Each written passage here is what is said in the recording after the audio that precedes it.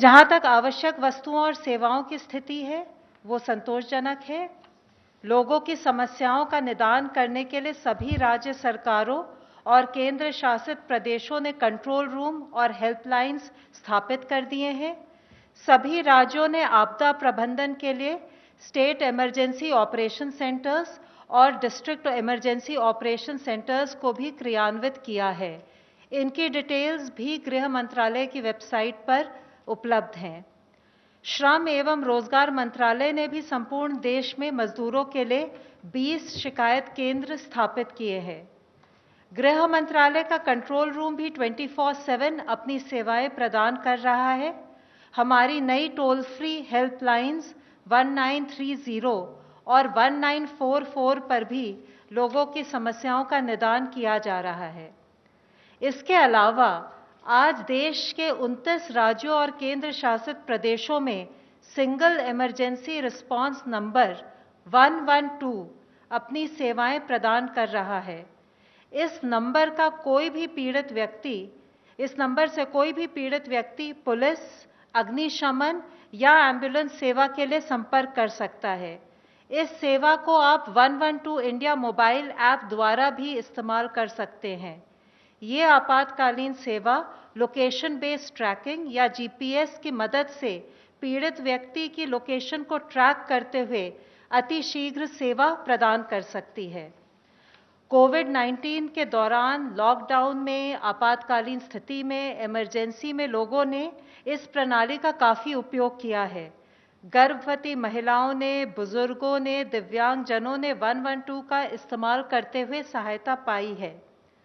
Covid संबंधी calls को भी 112 अपनी सेवाएं दे रहा है। हमारी आशा ये है कि इन सब सेवाओं के द्वारा लॉकडाउन पीरियड में हम आपकी समस्याओं को सुलझा पाएंगे। धन्यवाद। धन्यवाद। Health ministry. माननीय स्वास्थ्य मंत्री जी ने कल दिल्ली के लेफ्टिनेंट गवर्नर साहब, दिल्ली के स्वास्थ्य मंत्री और दिल्ली में स्थित सभी हॉस्पिटल्स के सुप्रिंटेंडेंट के साथ एक वीडियो कॉन्फ्रेंस के जरिए बातचीत की, जिसमें उन्होंने हॉस्पिटल से क्रिटिकल नॉन कोविड पेशेंट्स को इक्वल कंपैशन के साथ अटेंड करने के बारे में बताया। उन्होंने कहा कि हॉस्पिटल्स को वॉलंटरी ब्लड डोनर्स को बढ़ावा देते हुए ट्रांसफ्यूजन के लिए सफिशिएंट ब्लड स्टॉक बनाए रखना चाहिए। इसी तरीके से इंडियन रेड क्रॉस सोसाइटी की मदद से किए जाने वाले मोबाइल ब्लड कलेक्शन सर्विसेज का भी उपयोग करना चाहिए। अब तक का डेटा अगर हम देखें तो देश में 1992 लोग क्योर हो चुके हैं, जिसके द्वारा अगर हम देखें तो हमारी overall cure percentage is something around 13.85%। कल से टोटल 991 एडिशनल पॉजिटिव केसेस आए हैं, which takes our confirmed cases to 14,378 केसेस। लास्ट 24 आवर्स में 43 न्यू डेथ्स भी रिपोर्ट हुई हैं, taking our total death toll to 480 deaths.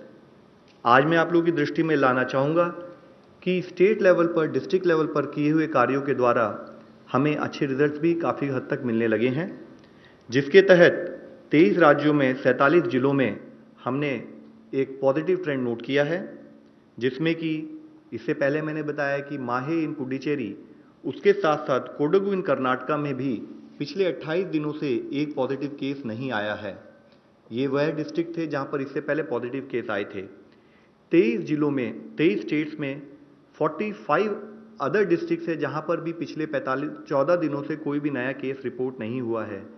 इससे पहले जिन जिलों के बारे में मैंने आपको बताया था, उन जिलों के अलावा 22 नए डिस्ट्रिक्ट्स, 12 स्टेट्स में ऐसे आए हैं जहां पर कि पिछले 14 दिनों से कोई केस रिपोर्ट नहीं हुआ है। मैं आप लोगों की दृष्टि में लाना चाहूँगा, इन जिलों में है बिहार से लखीसराय, गोपालगंज और भागलपुर, उदयपुर और धौलपुर राजस्थान से, पुलवामा जम्मू कश्मीर में, तोबल इन मणिपुर, चित्रदुर्गा कर्नाटका में, होशियारपुर पंजाब में, रोहतक और चरखी दादरी हरियाणा में, लोहित अरुणाचल प्रदेश में, भरदक पुरी उड़ीसा में, करीमगंज, गोलाघाट, कामरूप रूरल, नालबारी और साउथ सलमारा असम से, जलपाईगुड़ी और कलिम्पोंग वेस्ट बंगाल से, विशाखापट्टनम आंध्र प्रदेश से।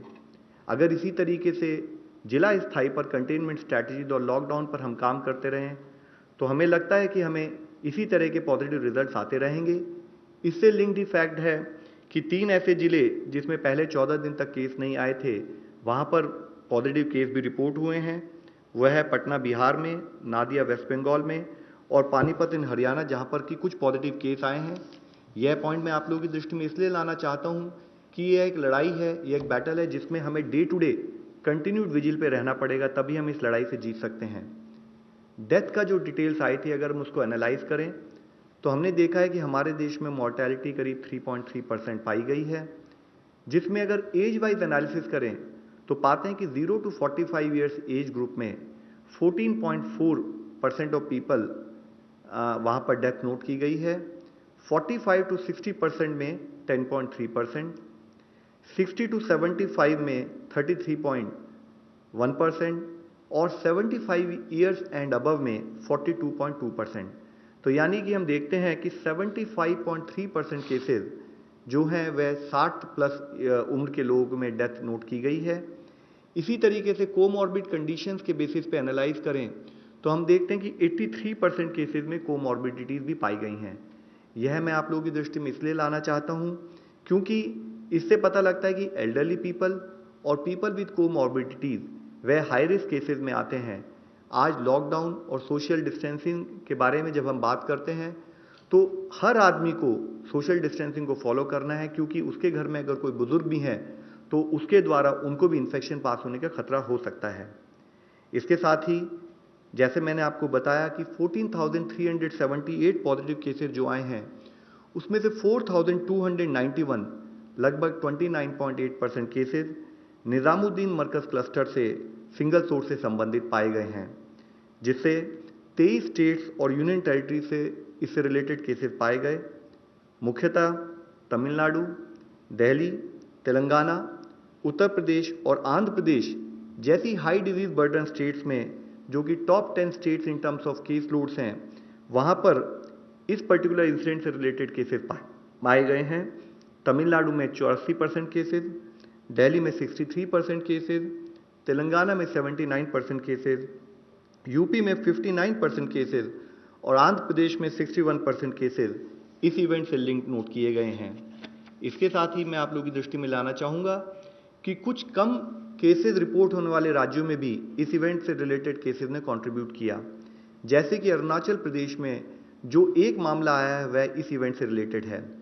असम में 35 केसेस में से 32 केसेस यानी कि 91% केसेस, अंडमान निकोबार में 12 में से 10 केसेस यानी कि 83% केसेस का सेम लिंक पाया गया। इस इवेंट को मैं आप लोगों की दृष्टि में इसलिए लाना चाहता हूं कि सरकार की सलाह के अनुसार लॉकडाउन और सोशल डिस्टेंसिंग अगर कोई एक भी व्यक्ति पालन नहीं करता है, उसके पालन ना करने से देश के लिए कॉन्सिक्वेंसेस होते हैं। हमें सबको मिलकर यह इंश्योर करना है, हमें सबको मिलकर यह प्रयत्न करना है कि हम सोशल डिस्टेंसिंग से संबंधित दिशा निर्देशों का पालन करें, डिजीज मैनेज करने के लिए लॉकडाउन से संबंधित डूज एंड डोंट्स को फॉलो करें। इसके साथ ही टेस्टिंग मेथोडोलॉजी के केयरफुल रिव्यू करने के बाद आईसीएमआर ने नेशनल टेस्ट टास्क फोर्स की एडवाइस के तहत एक नया दिशा निर्देश जारी किया है, जिसको मैं आप लोगों की दृष्टि में लाना चाहूँगा। इसके द्वारा उन्होंने बताया है कि मुख्यतः जैसे आप लोग इस प्रेजेंटेशन के थ्रू देख सकते हैं कि real time PCR test is actually the gold standard frontline test for कोविड-19। ये पॉइंट इसलिए बताना जरूरी समझता हूं कि हम सबको डिफरेंस पता होना चाहिए कि real time PCR test versus antibody test के क्या क्या रोल और क्या क्या लिमिटेशंस हैं। तो इसमें मैं बताना चाहूँगा कि रियल टाइम पीसीआर टेस्ट को ही हम कंफर्मेशन टेस्ट के रूप में मानते हैं। जो रैपिड एंटीबॉडी टेस्ट है वह इस टेस्ट को रिप्लेस नहीं करता, और रैपिड एंटीबॉडी टेस्ट का प्राइमरी पर्पस है कि वो prevalence of disease in a particular area के बारे में दर्शाता है।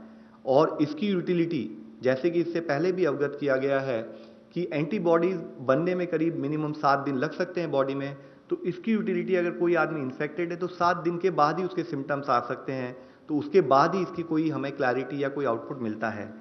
साथ ही रैपिड डायग्नोस्टिक टेस्ट का पर्पज कंफर्मेटरी टेस्ट के रूप में ना होते हुए एपिडेमियोलॉजिकल स्टडीज और सर्वेलेंस पर्पजेस के लिए किया जाता है। इस रैपिड एंटीबॉडी टेस्ट को भी जब किया जाए तो प्रॉपर मेडिकल सुपरविजन के तहत किया जाए, और साथ ही हमने ये बताया कि इस रैपिड एंटीबॉडी टेस्ट को हॉटस्पॉट में यूज करना है।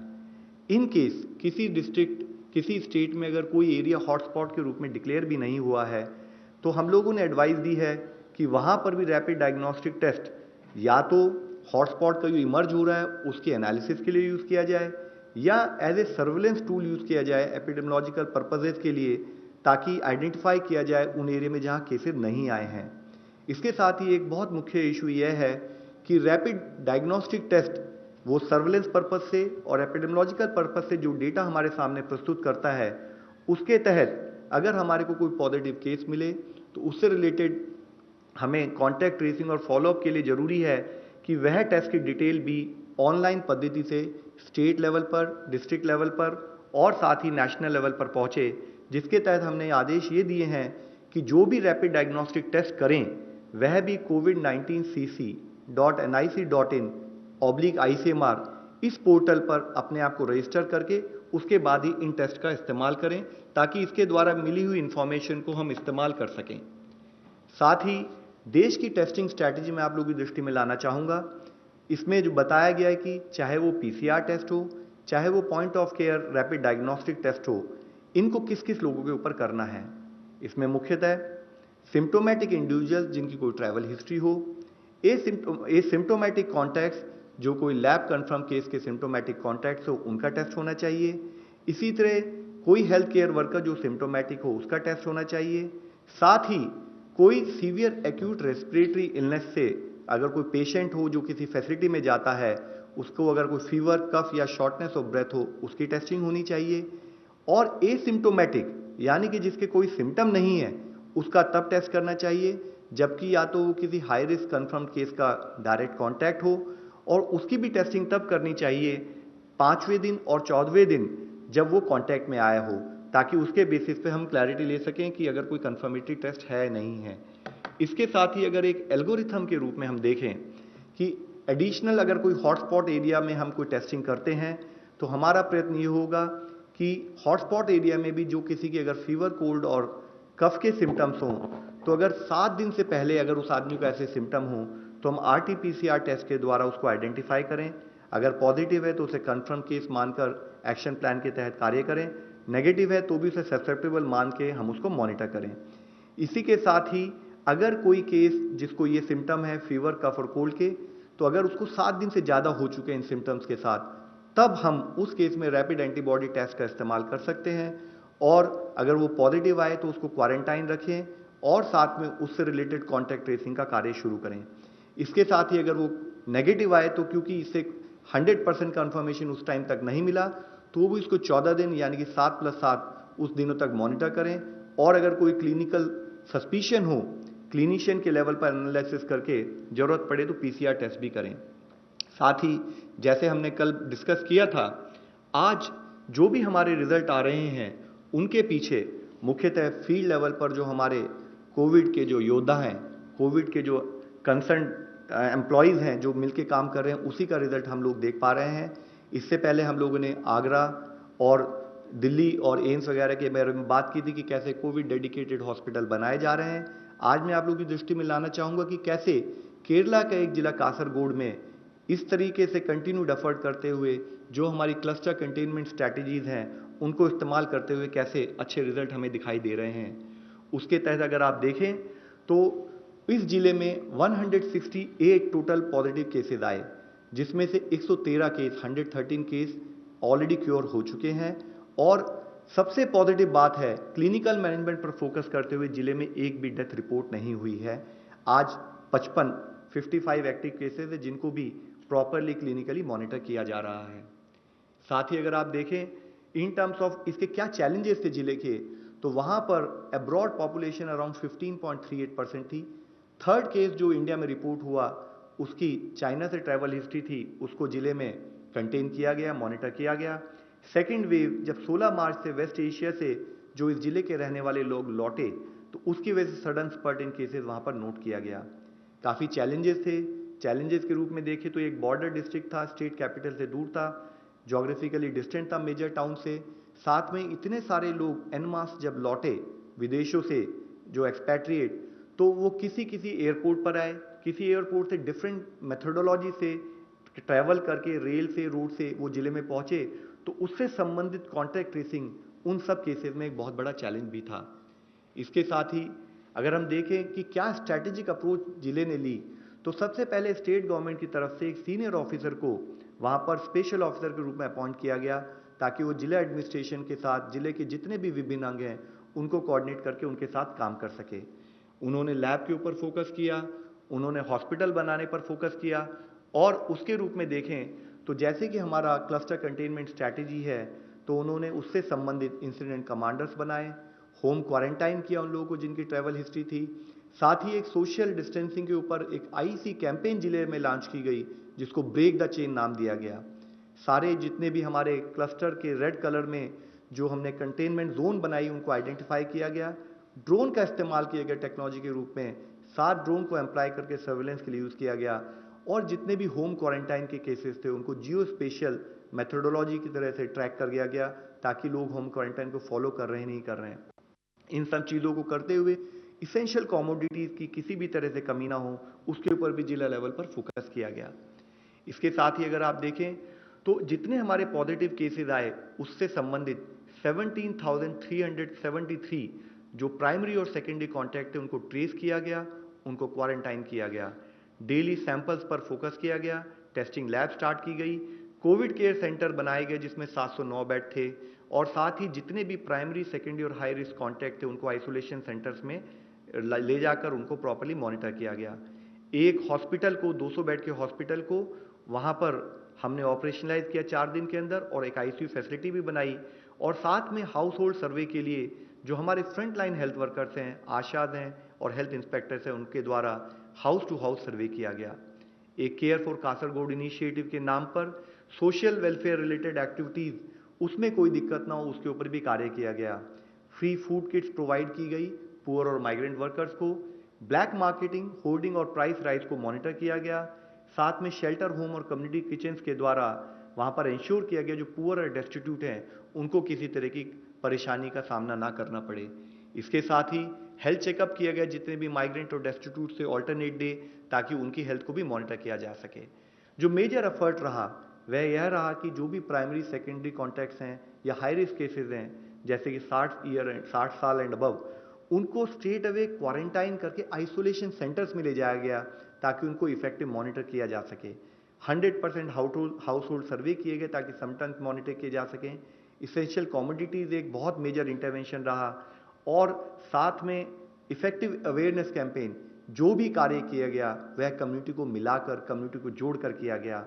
और मैं आप लोगों को आखिर में यही बताना चाहूँगा कि we really got to know, we got very positive results कि जब लोग ट्रीटमेंट के बाद, क्योर होने के बाद वो अपने घर लौटे। मैं आप लोगों से अंत में यही रिक्वेस्ट करना चाहूँगा, ये एक हमारी कंटिन्यूड बैटल है, इसमें हम सब लोगों को मिलकर काम करना है, सब लोगों को सपोर्ट करना है। यह समस्त सरकार, संपूर्ण समाज, सब लोगों को मिलकर करने वाला एक उद्यम है, जिसमें हमें कोई भी आदमी, किसी का भी ऐसा ना हो कि हमें सपोर्ट ना मिले, हमें सबका सपोर्ट मिले, और हम इस बैटल में जीत के इस देश की तरफ से एक सक्सेसफुल एग्जाम्पल दुनिया के सामने रखें। धन्यवाद। धन्यवाद। ICMR के लिए क्वेश्चन है, online question. What is the demonstration study that ICMR is doing for HCQ?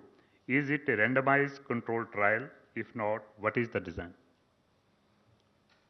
ये जो हाइड्रोक्सीक्लोरोक्विन की स्टडी है, ये ऑब्जर्वेशनल यानी कोहर्ट है। ये कोई ट्रायल तो कर नहीं रहे हैं, क्योंकि ट्रायल करने के लिए जो बेस चाहिए वो उतना एविडेंस बेस हम ले नहीं पा रहे हैं। इसमें तकरीबन 480 पेशेंट्स एनरोल होंगे। ये 8 हफ्ता चलेगी। ऐसे अंदाज है कि वो शायद उसको 2 महीने का, 2.5 महीने का टाइम तो लगेगा ही। और एक हमको समझना चाहिए, ये लॉकडाउन का पीरियड है, वो काम करना भी उतना ही हमारे लिए कठिन जा सकता है। ये करते वक्त हमने ये समझ के दूसरी एक स्टडी लॉन्च की कि जिसमें जो लोग, जब पता चला हाइड्रोक्सीक्लोरोक्विन का एक स्टडी होने वाला है, तो कुछ लोगों ने, हेल्थ केयर वर्कर्स ने हाइड्रोक्सीक्लोरोक्विन लेना शुरू कर दिया। तो उनमें साइड इफ़ेक्ट्स क्या हैं उसका भी पता करने के लिए एक स्टडी लॉन्च की गई। वो जो स्टडी है इसमें ये पता चलता है कि एवरेज एज वो लोगों का 35 साल था और ये 35 साल की उम्र वाले जो लोग हैं इनमें सबसे ज़्यादा कोई लक्षण दिखाई दिया तो वो था एब्डोमिनल पेन। जो उन्होंने रिपोर्ट किया है 10% लोगों को एब्डोमिनल पेन हुआ, तकरीबन 6% लोगों को नौशिया यानी उल्टी होने का महसूस हुआ उनको। बाकी जो थे वो कम प्रोपोर्शन में मिले, जैसे कुछ लोगों को हाइपोग्लाइसीमिया हुआ, वो तकरीबन 1.3% लोग थे।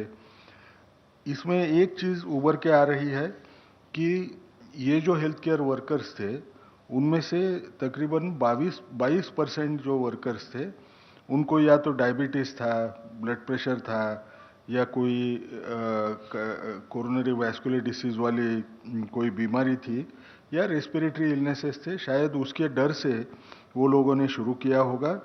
सबसे जो हमको एक नज़र जो आया जिसके बारे में सब लोगों ने सोचना चाहिए कि हेल्थ केयर वर्कर्स रहते हुए भी तकरीबन 14% लोगों ने खुद का ईसीजी भी निकाला नहीं था।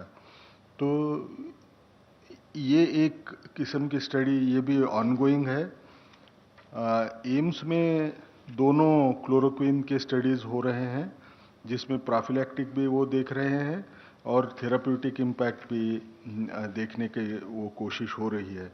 सब में एक समझना बहुत ज़रूरी है कि आज के तौर पे डर के मारे हेल्थ केयर वर्कर्स कई साइट पे सारे के सारे ये दवा लेने की कोशिश कर रहे हैं। कुछ साइट्स ऐसे हैं जहां दवा लेने की फ्रीक्वेंसी कम है और उसका असर स्टडी डिज़ाइन पे होता है। हम लोगों को स्टडी करने के लिए दोनों होमोजेनियस पॉपुलेशन वहाँ जो मिलना है वो हमको मिलने में थोड़ी सी दिक्कत आ रही है। Sneha, CNN news. I'm Sneha from CNN. My question, one to Dr. Ganga Khedkar and the second one to Mr. Love Agarwal. Dr. Ganga Khedkar, to you first. Can you tell us what's really happening as far as Remdesivir is concerned? Is there any possibility of any sort of a trial or any observational study in India if at all we end up producing this domestically? And to Mr. Agarwal, I want to ask you, there are several hospitals in the country, I know of 2 at least in Delhi, who are pool testing normal people, normal patients coming in for other things to a hospital, who are non-COVID-19 patients. Is that something that is permitted? Is that something that is allowed? Gangaram is doing it, Max Hospital is doing it. ये remdesivir जो है ये दवा, ये virus जो बच्चे पैदा करता है उस वक्त एक RDRP करके उसको एंजाइम लगता है, जीन है, वो पॉलीमरेज एंजाइम होता है, उसके ऊपर असर करता है। इसकी वजह से ऐसे लगा कि वो इबोला में काम जितना करता है वो शायद इधर भी काम करेगा, इसलिए स्टडीज़ हुए। जो स्टडीज़ अभी पब्लिश्ड हैं वो ट्रायल के नहीं हैं। उन्होंने जो कंपैशनेट यूज़ पे लोगों को दिया उसका पूरा डेटा इकट्ठा करके उन्होंने उनका ये निर्णय उनको दिखा कि 68% लोगों में ऑक्सीजन डिमांड ये कम हो जाती है। लेकिन गिलियड साइंस जो वो कंपनी है जो रेमडेसिविर तैयार करती है उसने 5,500 पेशेंट के ऊपर एक ट्रायल शुरू की है जिसमें वो दवा 5 दिन वर्सेस 10 दिन ऐसे डोज का कंपैरिजन हो रहा है।